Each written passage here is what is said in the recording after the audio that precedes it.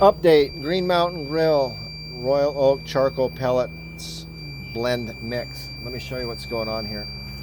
Prior video I stated what I did was I had painted with a Sharpie the sensor. Now I called up Green Mountain Grill, they told me how these sensors work. I thought they worked on motion, but they don't. They work on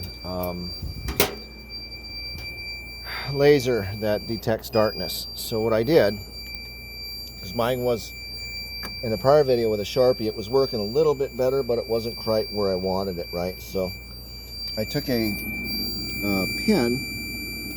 paint pen for a tire, and I put some on my finger and smeared it on there.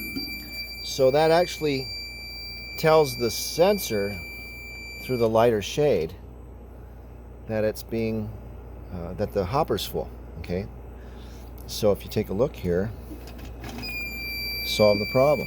Okay, so there it is.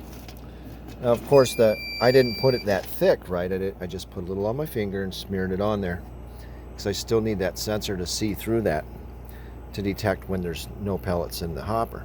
But look, it's working. Okay, and I called Green Mountain Grill back and told them how to resolve this problem. So there you go, there it is. There's a Sharpie under that, light coat, and then there's smeared tire paint above that. Problem solved. Hopefully that helps somebody out. Oh, by the way, Green Mountain Grill. That's how you do it, baby.